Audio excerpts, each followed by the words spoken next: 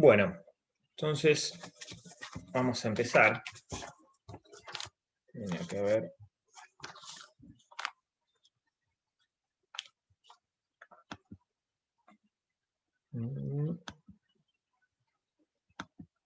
Ahí está. La materia, ¿no?, se llama Teoría del Crecimiento y Desarrollo, ¿no? Entonces, lo primero que tienen que saber es ahí, en el nombre de la materia tenemos dos conceptos importantes. Uno, que es crecimiento, y el otro que es desarrollo. Estos son dos conceptos distintos, ¿no? No son lo mismo. A ver. Esto es algo en el chat. Me voy a dejar el chat a mano. No tengo el PowerPoint subido al AO24, pero quizás estaría bueno, ¿no?, antes de la clase subirlo, y así lo tienen. No sé si eso cambia algo. Porque, o sea, si están mirando lo que yo veo y el PowerPoint a la vez, todo junto, ¿no? No van a poder. Por ahí retoco algo a último momento. Hoy, por ejemplo, bueno, lo que voy a hacer es pasárselos. Ni bien, porque por ejemplo hoy estaba mirándolo a las 7:30 otra vez, y le hice un retoque también antes de empezar. Pero bueno, lo que vamos a hacer es, se los voy a pasar por WhatsApp antes de, ¿cómo se llama?, de comenzar la clase. Eso es una buena idea. Bien, como les decía entonces,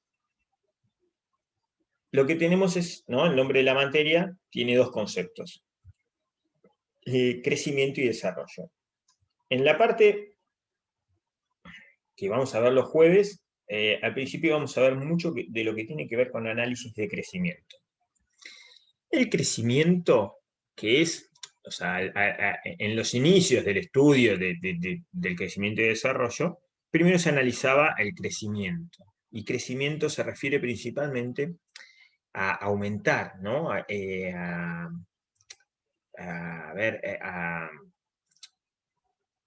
Vamos a hacer una cosita. A ver, alguno dígame qué piensan que son de diferentes el concepto de crecimiento económico y desarrollo económico. ¿Qué tienen de distinto? A ver si alguno se anima a abrirse el micrófono y empezar a decir.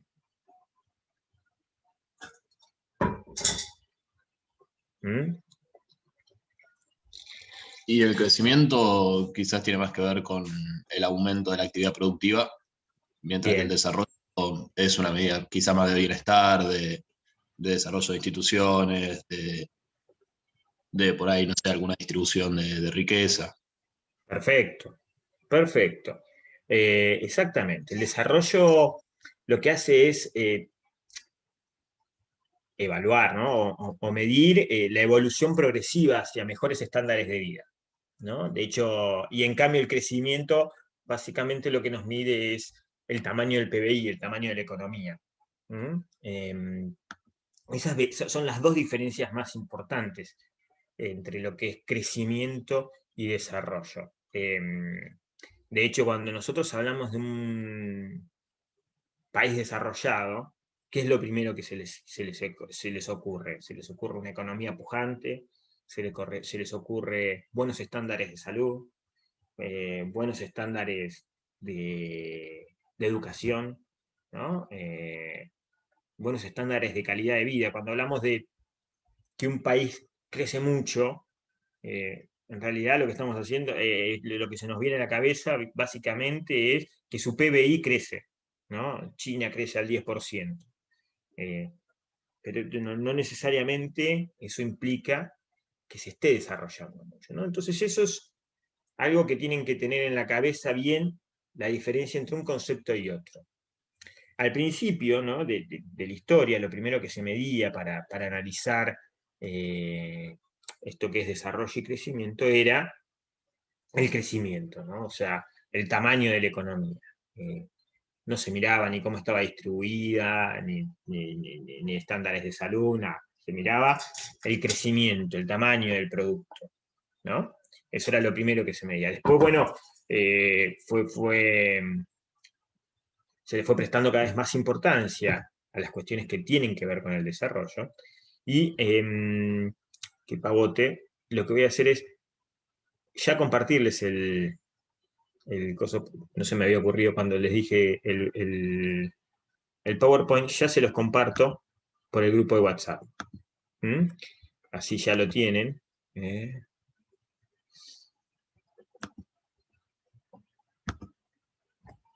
Mm.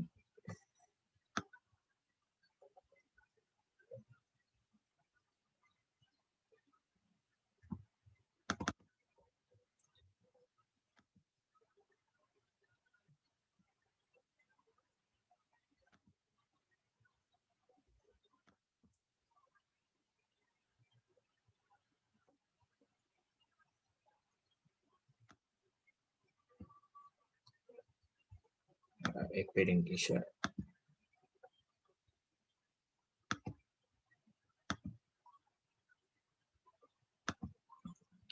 Ahí les mandé por el grupo de WhatsApp el PowerPoint de la clase que estamos viendo ahora. ¿Mm?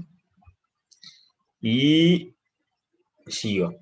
Bien, entonces, a lo largo de la historia fue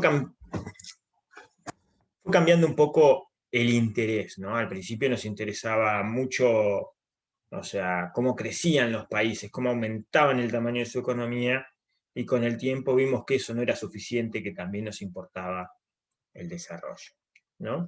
Entonces, los primeros modelos de crecimiento, ¿no? El primer modelo de crecimiento podemos, a ver, voy a ponerme el chat para poder verlo. Si me ponen algo, lo voy a poner a un costadito. Y que no me... lo que puedo hacer es... Ahí está, perfecto. Bien, lo que estaba diciéndoles es que el primer modelo de crecimiento fue un modelo de Harold Domar, que quizás lo han visto en alguna materia anteriormente. Era un equilibrio, un modelo que tenía un equilibrio explosivo, salvo que se diera una combinación específica de los factores que lo que hacía era que el modelo fuese estable, ¿no? Entonces era un modelo que, si no se daba una combinación de factores adecuada,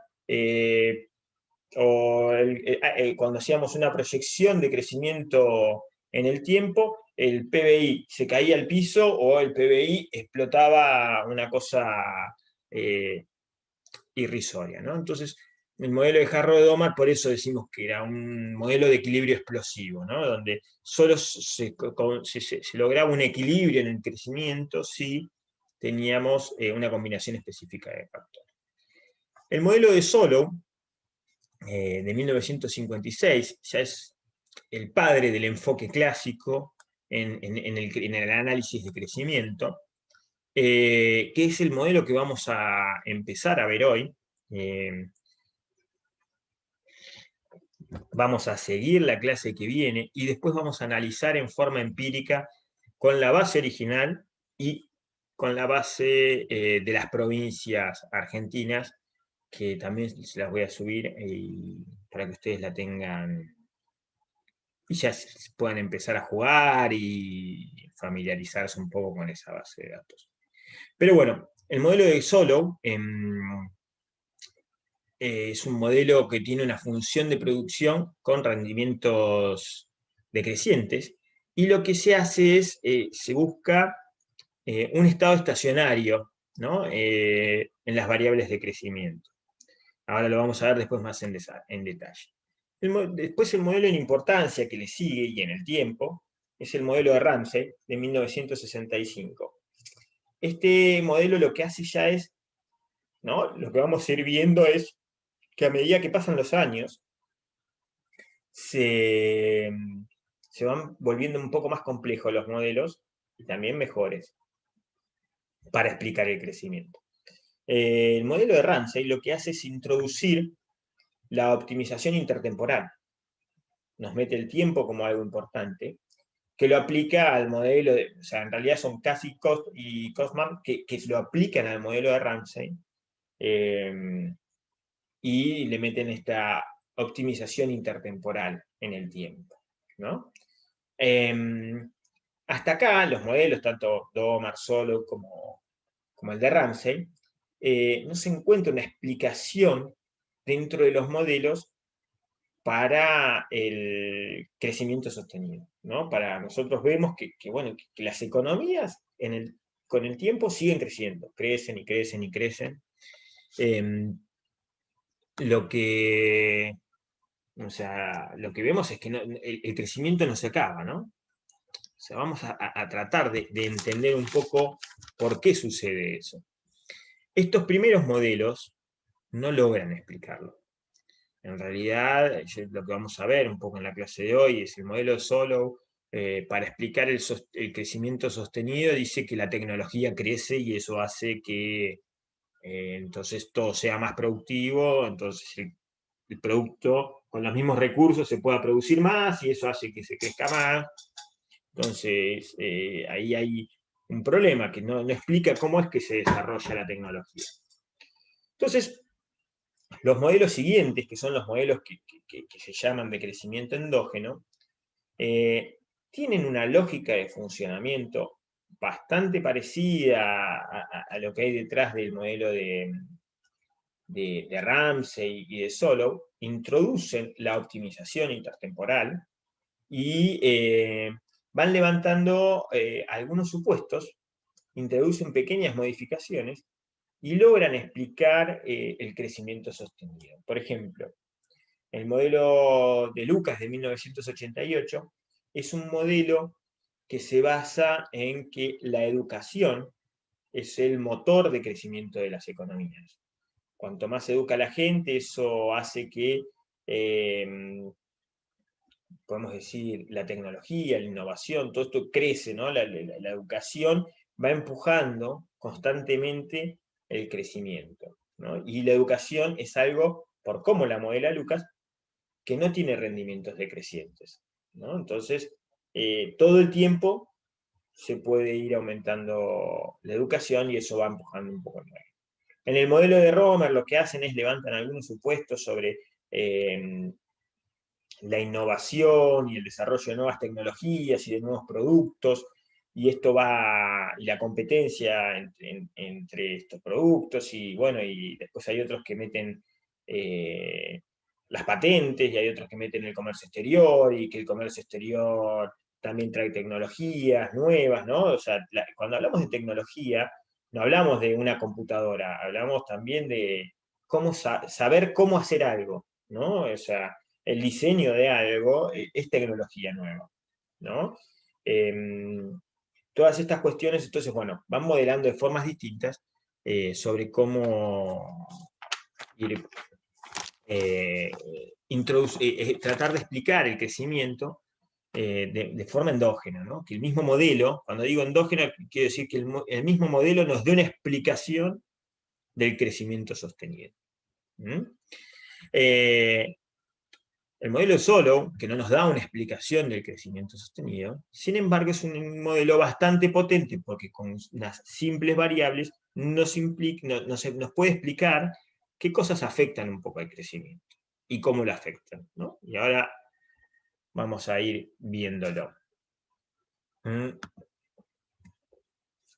El objetivo del modelo de Solow, ¿no? Es investigar los determinantes de la tasa de crecimiento, ¿no? Del PBI per cápita, su consumo y el capital, ¿no? Vamos a ir analizando siempre, en realidad nos va a interesar más las variables en términos per cápita que en términos agregados, ¿no?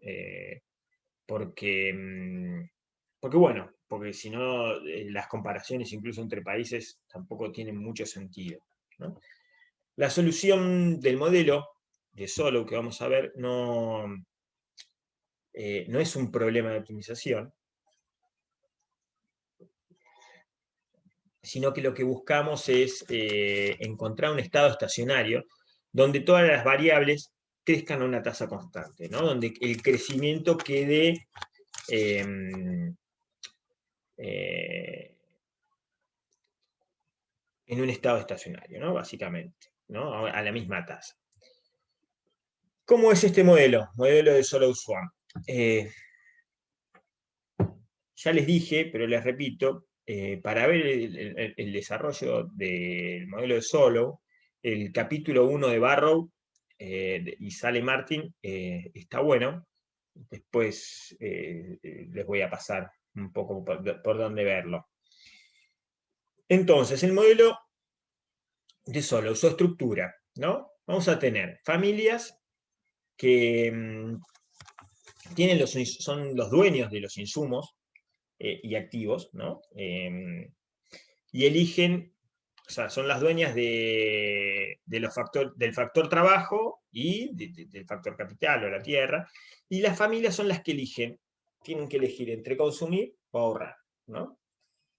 Las firmas lo que hacen es alquilan el capital y el trabajo, ¿no? Entonces lo que hacen es, se lo alquilan a las familias y producen y venden los bienes, ¿no? Tienen acceso a la tecnología que puede ir evolucionando en el tiempo, ¿no? Entonces, este concepto de que la tecnología constantemente va evolucionando. Tanto las firmas como las empresas se encuentran en el mercado donde se forman los precios relativos, ¿no? Igual vamos a considerar que hay un solo producto. Vamos a tener un solo bien que va a ser homogéneo y va a ser IT, que podemos decidir qué hacer con este producto. Las familias, ¿no? ¿Consumen o ahorran? Pueden ahorrar incluso en este mismo producto. Vamos a tener, a darle mucha importancia a la inversión en la economía, porque es lo que nos va a ayudar, lo que va a impulsar el crecimiento. Vamos a arrancar con una economía cerrada, ¿no? Que no va a tener ni gobierno ni sector externo. Entonces lo que vamos a tener, claramente que el ahorro va a ser igual a la inversión. Y que el ahorro, también para simplificar, lo vamos a considerar constante. Esto de una economía sin sector público, una economía cerrada, en un principio piensen que este es el primer modelo de crecimiento que vemos a medida que vamos a ir evolucionando en la clase. Algunos de estos modelos se van levantando.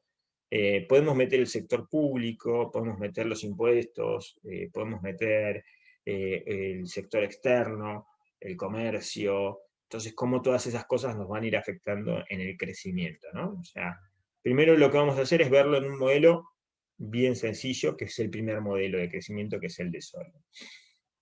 Bien, la función de producción va a ser una función de producción neoclásica, donde vamos a tener tres factores, K y L, que son el capital y el trabajo, que son factores rivales, y T, que es no rival, ¿no? El concepto de qué es un factor rival y qué no es un factor rival, si bien acá en el modelo de Solow no tiene tanta importancia, sí lo vamos a ver en modelos más adelante, ¿no? Entonces, ¿qué significa que los bienes sean rivales? A ver, ¿alguno se acuerda un poco de la rivalidad en los bienes? El nombre mismo nos ayuda. A ver si alguno me ayuda y me dice si se acuerda.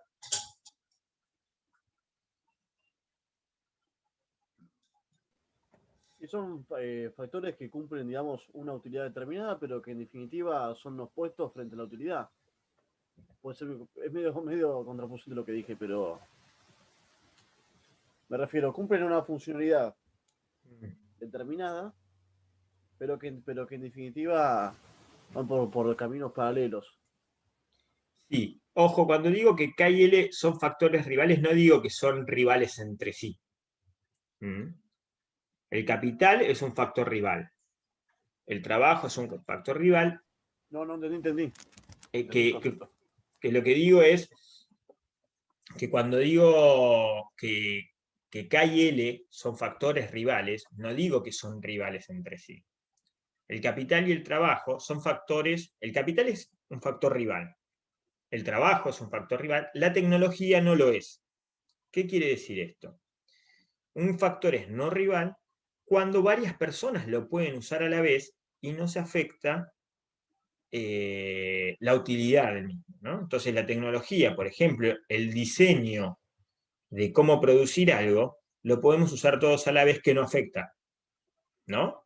La utilidad. En cambio, el trabajo que está usando un trabajador, el que está realizando un trabajador, es un factor rival, porque lo puede hacer él solo y no lo puede utilizar otro. El capital lo puede utilizar en la producción de algo en particular y no de otra cosa a la vez. ¿Me siguen?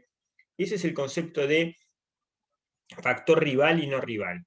Y lo de que la tecnología es un factor no rival es muy importante porque es algo que después nos va a ayudar mucho en el desarrollo de los modelos. Igual, Y, una consulta. sí, La tecnología podría ser rival si se ponen patentes, por ejemplo. exactamente.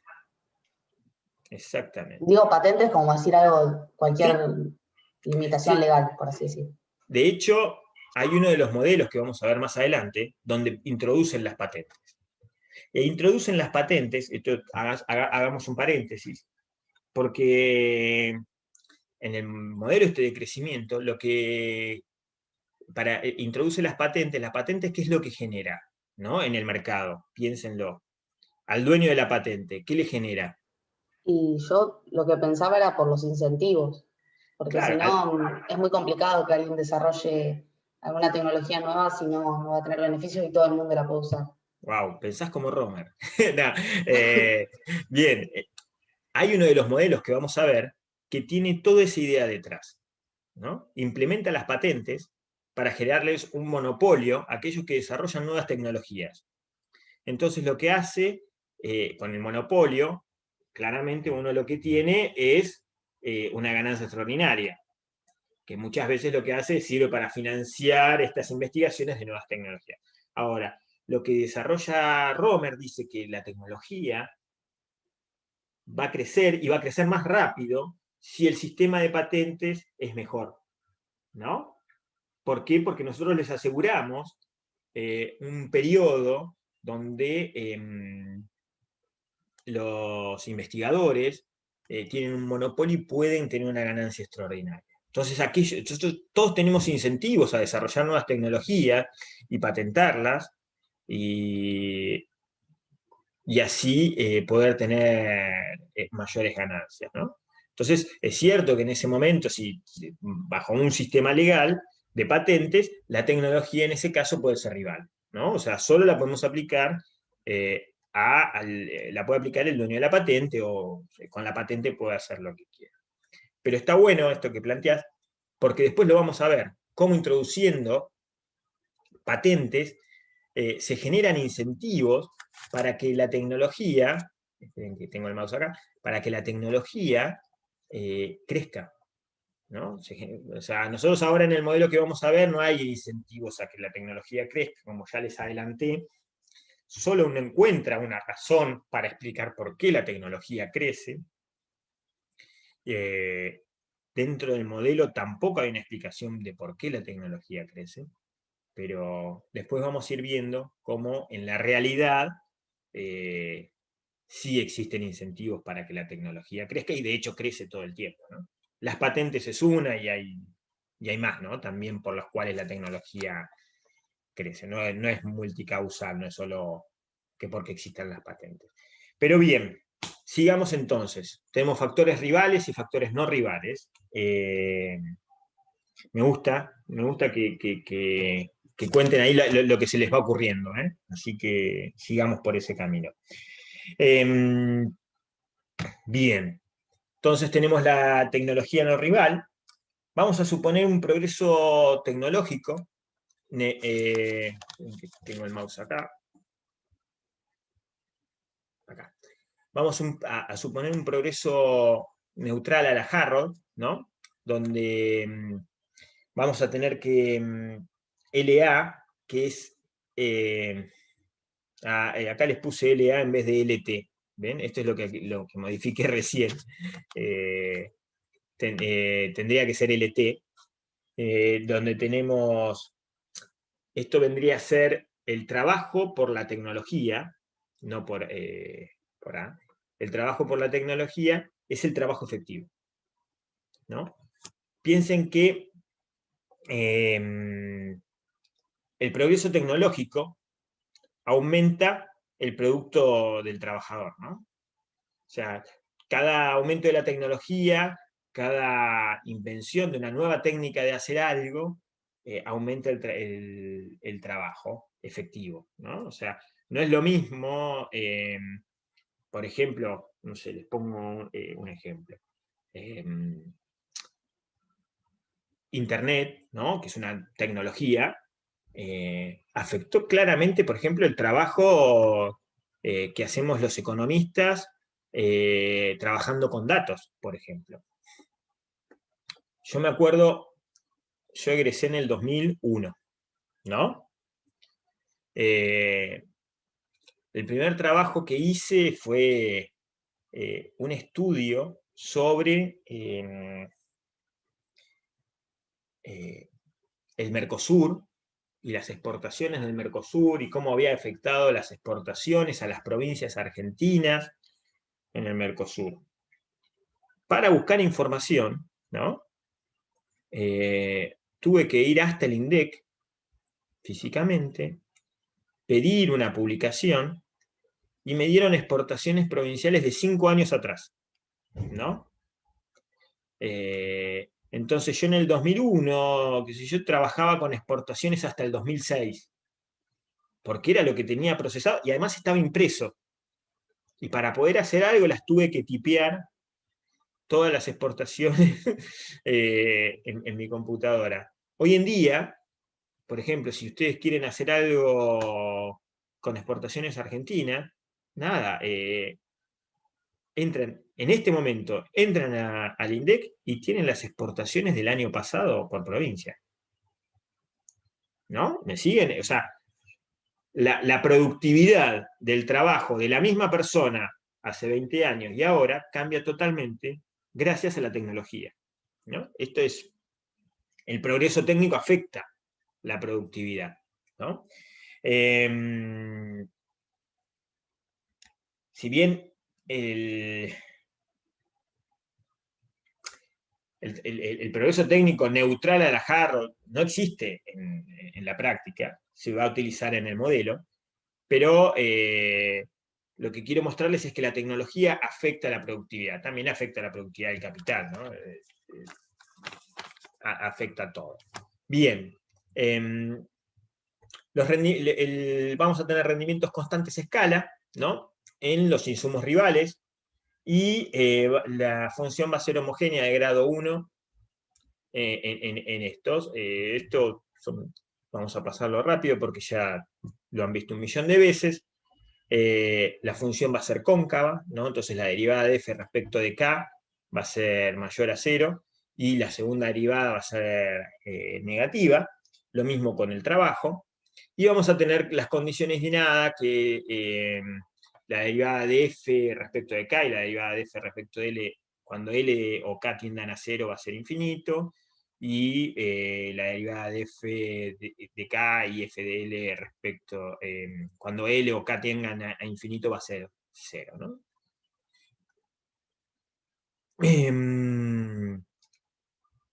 Vamos a tener el crecimiento de la población, que va a ser n, que va a ser L punto sobre L. Esto es importante. Cada vez que veamos el puntito sobre la L, a ver,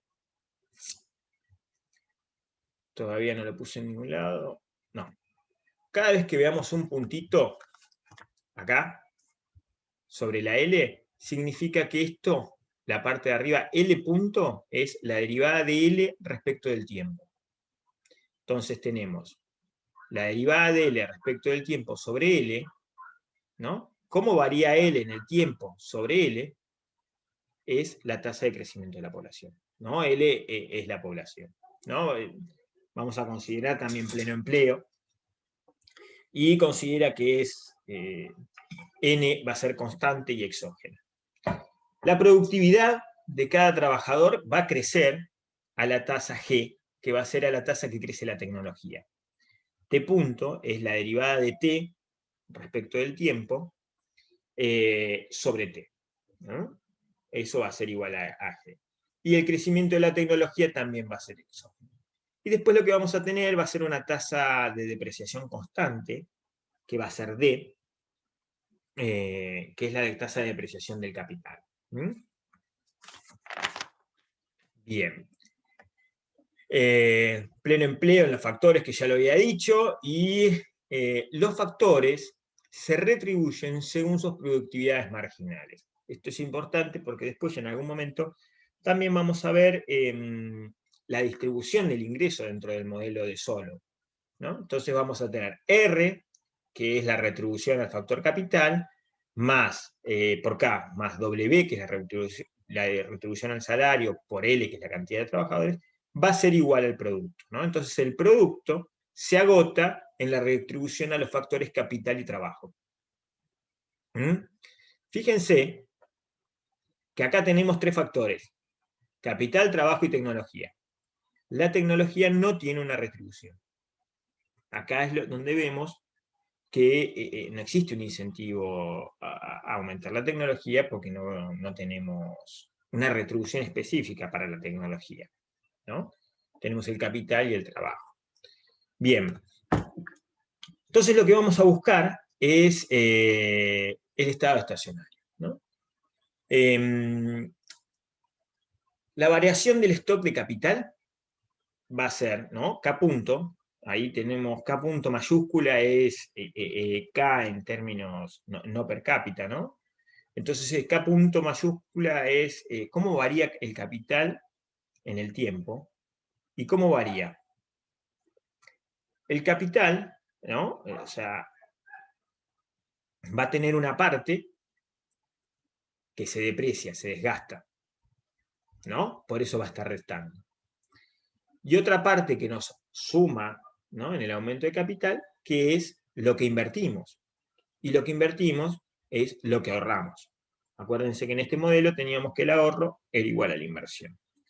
Entonces, ¿cómo se mueve el capital en el tiempo? Y va a ser la diferencia entre lo que invierto y el desgaste que tengo del capital, ¿no?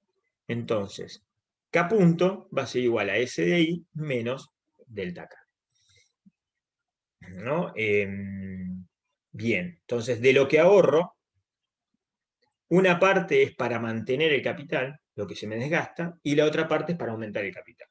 Ahora, si tenemos que el desgaste es mayor que la inversión, claramente entonces K punto, la variación del capital, va a ser negativa.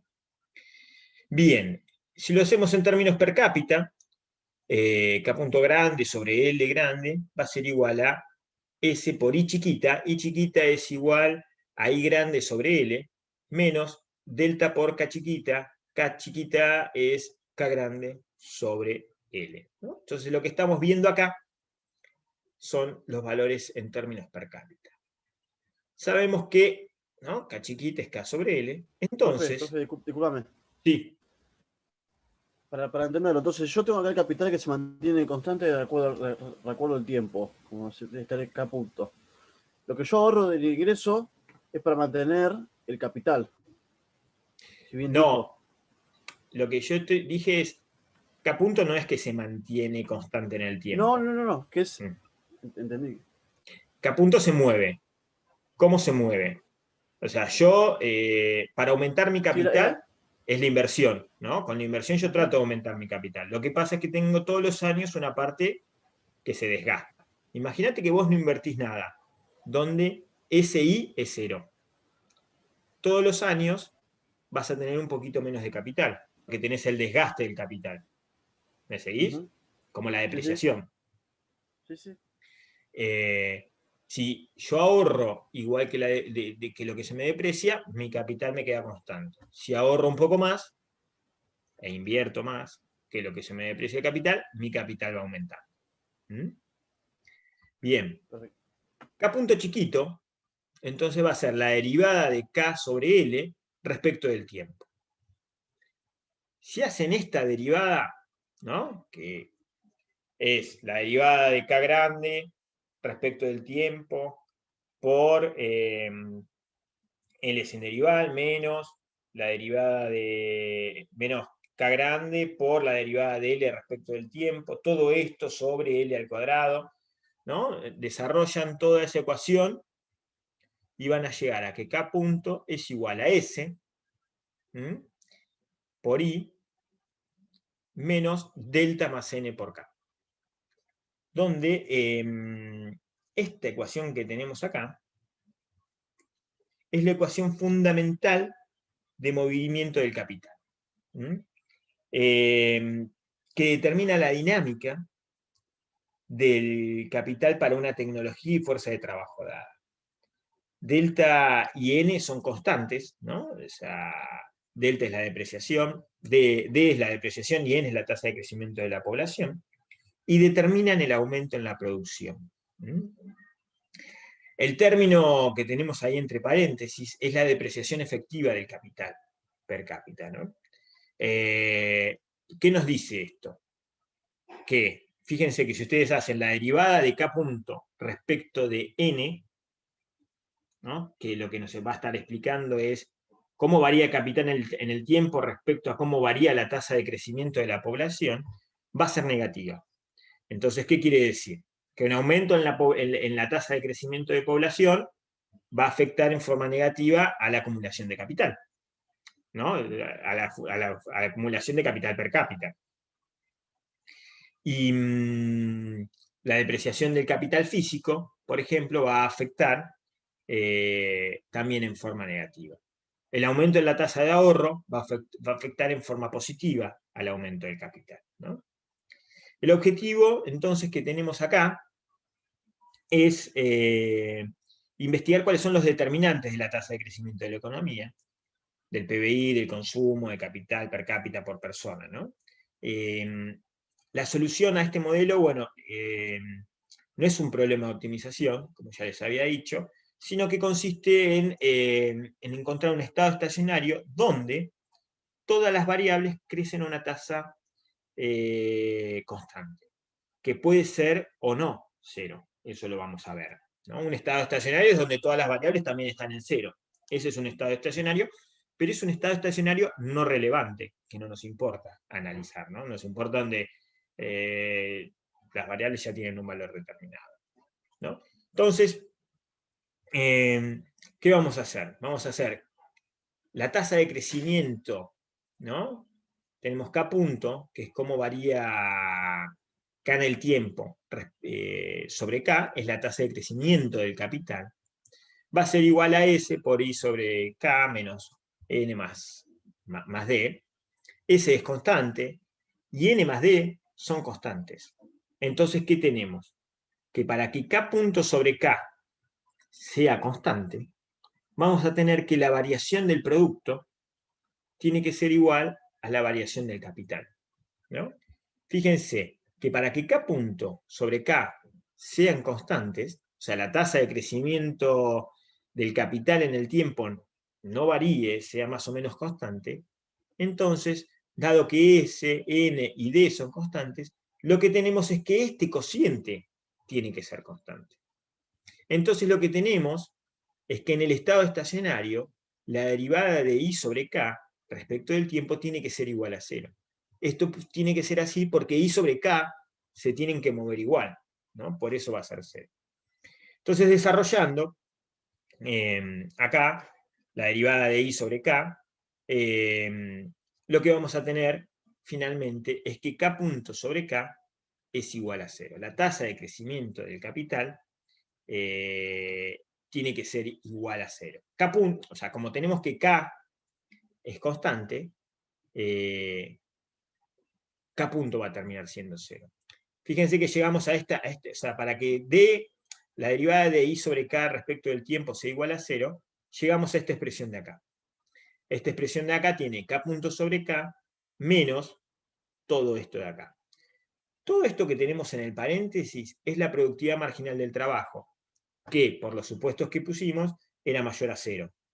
Entonces, para que todo esto, ¿no?, dé igual a 0, K punto sobre K tiene que ser 0.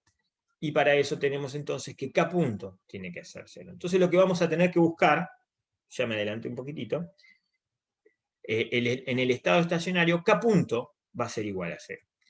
Vamos a hacer algunos gráficos, ¿no? En estos gráficos, ¿qué tenemos? Fíjense. A ver, tenemos... Uy, me pasé. La función de producción, ¿no? En el eje vertical vamos a tener el producto, el ahorro, el consumo, y en el eje horizontal vamos a tener el capital.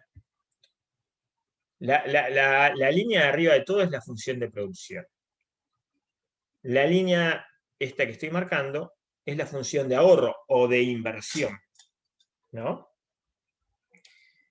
Que siempre va por debajo porque yo ahorro una proporción de lo que produzco, ¿no? Esta línea que tenemos acá es la de la depreciación, ¿no? Fíjense que K punto es SI menos N más delta por K. ¿Dónde K punto va a ser igual a 0? Donde SI es igual a N más delta por K. Es decir, donde esta línea y esta se juntan, que es acá. En este punto del gráfico es donde se encuentran estas dos curvas que nos dicen que que K punto es igual a 0.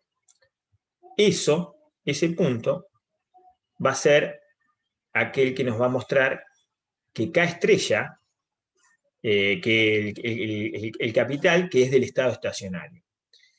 Entonces, este K estrella es el K de estado estacionario, y lo que vemos es que en el estado estacionario vamos a tener una cantidad de inversión que va a estar determinada por este segmento vertical, y una cantidad de consumo que va a estar dada por la diferencia entre la producción y lo que se ahorra, ¿no?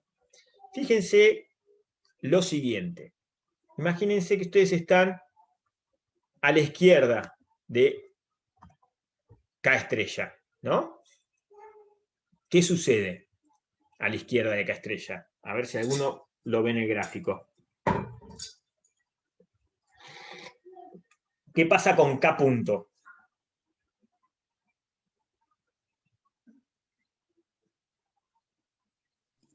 Sería positivo, ¿no? Exactamente, fíjense, el gráfico de abajo lo que tienen es cómo se mueve K punto, ¿no? ¿Y qué significa que K punto sea positivo? Que vos estás creciendo, puede ser, y podés seguir creciendo Estás y ahorrás más. Claro, estás aumentando el capital. Cuando K punto es positivo, Claro. significa que lo que ahorro o lo que invierto es mayor que lo que se me deprecia el capital. Quiere decir que estoy acumulando capital.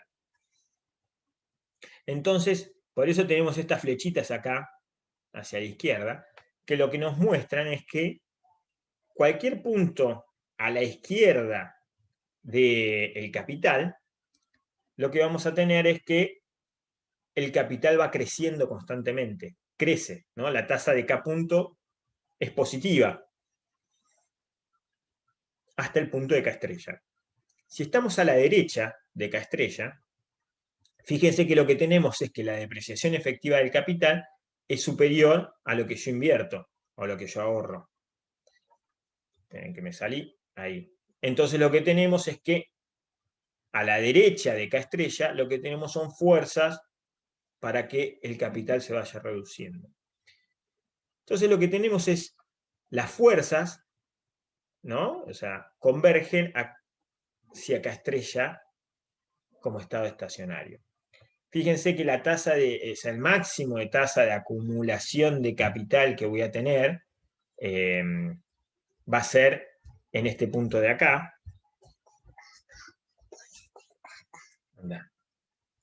No sé si escucharon, pero terminen acá. Bien, y entonces lo que tenemos es que el máximo de tasa de crecimiento va a estar en este punto. Fíjense otra cosa. Tenemos un estado estacionario donde K, por ejemplo, es 0. ¿No? Fíjense que si K es 0, Y también va a ser 0, porque el producto va a ser 0. Y acá si estamos en 0, también es un estado estacionario del cual no salimos, donde la tasa de crecimiento es constante, pero termina siendo irrelevante porque es una economía que no existe, ¿no? Por eso yo le decía, en un momento dije que vamos a buscar un K-punto que sea 0, que puede ser que el estado estacionario nos lleve a un K estrella 0 o no. El K estrella que no es 0 no es relevante. Un segundo y ya vengo, ¿eh?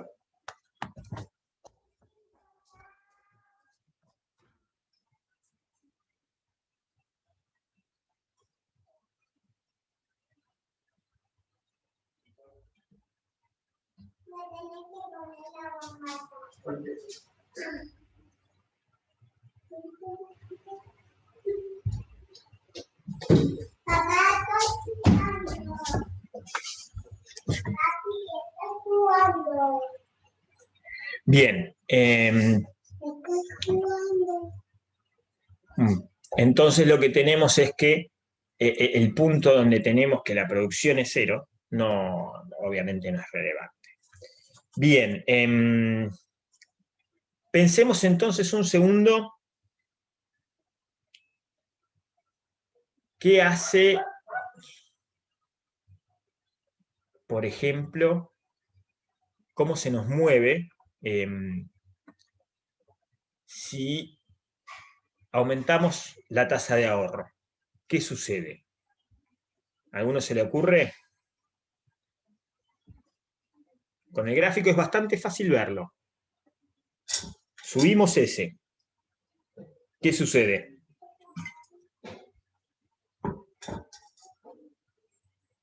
¿Qué sucede con el gráfico? Y aumentaría, ¿no? Porque se desplaza la curva para arriba, la de ese... Exactamente. Imagínense que esta curva que tenemos acá va un poquito hacia arriba, ¿no? Llegamos a un punto de acá. Lo que tenemos es que cada estrella crece. Que cada estrella crece significa que tenemos más capital per cápita en la economía. Quiere decir que vamos a tener más producto, fíjense, acá, más producto per cápita en la economía que acá. Entonces, una economía con más tasa de ahorro respecto de otra va a tener un capital per cápita más grande. ¿Me siguen? Ahora mi pregunta es mejor o es peor? ¿Qué opinan ustedes?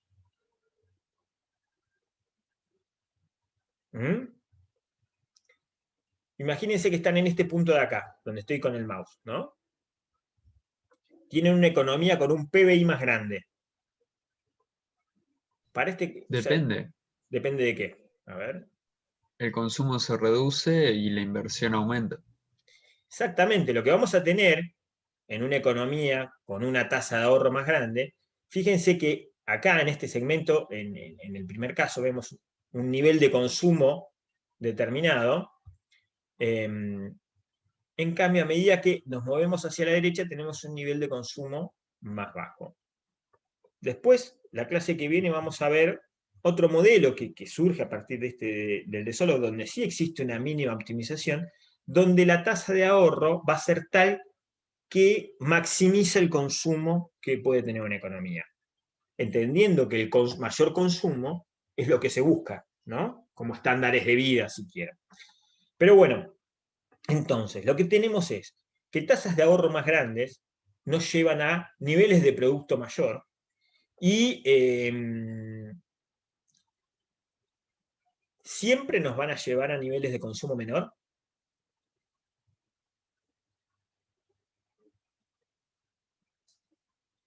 ¿Qué opinan? ¿Y no depende también de la función del producto? Exactamente, porque fíjense, si estuviésemos... Si fuese más empinada. Perfecto. Si estuviésemos, fíjense... Espérenme un segundito. Cuando termine, Delphi. Te tengo que ir jugando. Disculpa, acá es difícil con niños de 3 años. Bien, fíjense esto. La función de producción es paralela, ¿no?, a la función de depreciación por acá, más o menos. Si estuviésemos más o menos por acá, estaríamos maximizando el consumo. Imagínense que tengo una tasa de ahorro muy chiquita y que estoy recién acá, o acá, fíjense, ¿no? Entonces, ahí se me fue el mouse, acá. En este caso, el nivel de consumo es este. Si yo aumento mi ahorro hacia la derecha, fíjense que el aumento de consumo es mayor. Entonces, cuando yo estoy a la izquierda de lo que vamos a llamar, que lo vamos a ver en la clase que viene, regla de oro, capital de regla de oro, que es aquel que me maximiza el nivel de consumo, un aumento en el ahorro me va a generar incluso aumentos en el consumo. ¿Por qué? Porque la producción, ¿no?, está, o sea, los rendimientos marginales del capital en ese momento son tan grandes que generan un aumento del producto tal que me generan un aumento en el consumo. Eso se da simplemente a la izquierda de lo que es el capital de la regla de oro. Bien, ¿qué pasa si nos aumenta, esto ya lo vimos en términos algebraicos recién, pero fíjense que si yo aumento la tasa de crecimiento de población, esta recta que tengo acá va a ser más vertical, con lo cual nos va a reducir el capital per cápita de equilibrio, ¿no? Entonces lo que vamos a tener es que aumentos en la tasa de crecimiento de la población reducen también el capital de estado estacionario. Bien.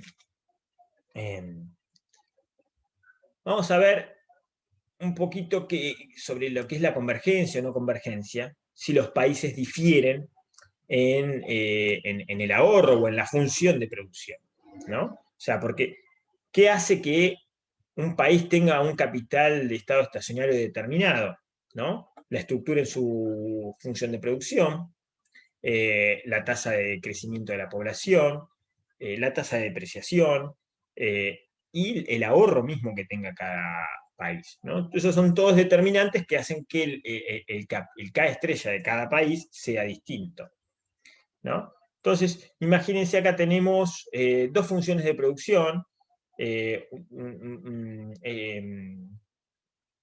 Acá lo que hacemos es verlo en un espacio K punto sobre K en el eje Y K en el eje X.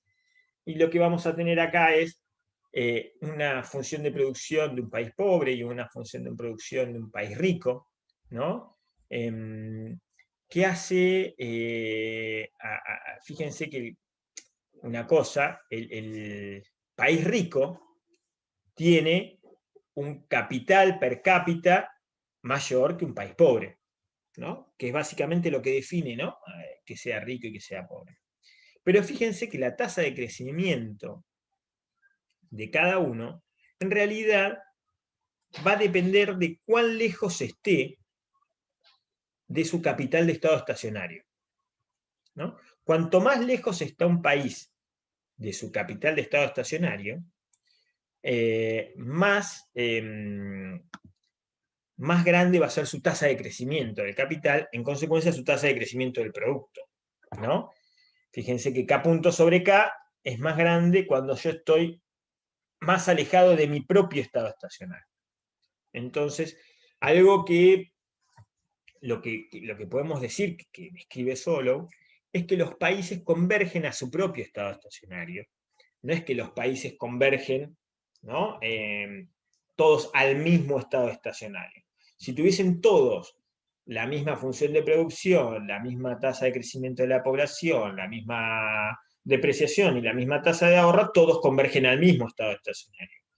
Pero como hay diferencias en tasas de producción, en funciones de producción, en tasas de crecimiento, en la cantidad que ahorra cada economía, entonces el estado estacionario hacia el que convergen es distinto. Y lo que decía Solow es que la tasa de crecimiento de la población depende de cuán lejos esté yo de mi propio estado estacionario.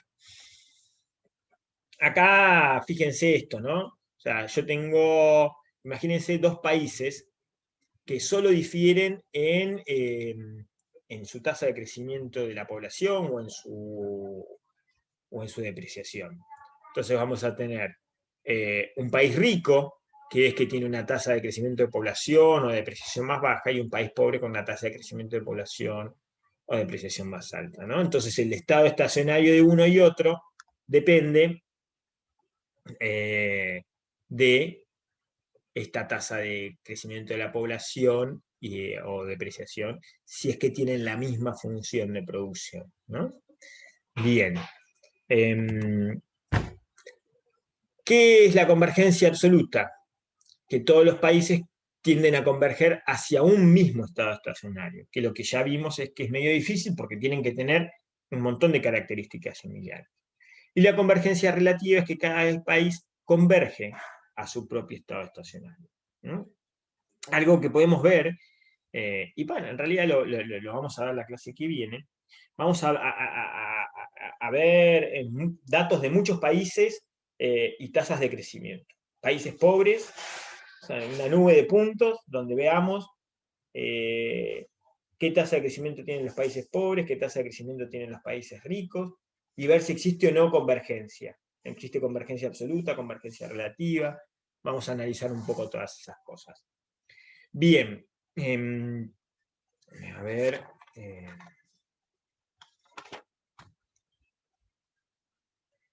Vemos un poquito más y cortamos. Ahora lo que vamos a hacer es buscar las tasas de crecimiento per cápita en el estado estacionario, ¿no? Entonces, el capital por trabajador, ya lo vimos que K punto sobre K crece a la tasa cero. El producto por trabajador, ya vimos que crecía a la misma tasa que crecía el capital, por lo tanto I punto sobre I también va a ser cero, y el consumo por trabajador, consecuentemente, si tanto el producto como el capital, es decir, la tasa de ahorro es constante, entonces también va a crecer a una tasa cero. En términos de capital agregado, K punto sobre K va a crecer a la tasa que crece la población, lo mismo que el producto y el consumo. Es decir, el nivel del producto, no ya en términos per cápita, crece a la velocidad que crece la población. Por eso, cuando nosotros analizamos el producto per cápita, la tasa de crecimiento es cero. Bien. Vamos a dejar acá, y la clase que viene ya empezamos un poco con el análisis de distribución del ingreso, algunas limitaciones y un poco de consumo óptimo en el modelo de Solow. Bien. Sí, hacemos eso. A ver.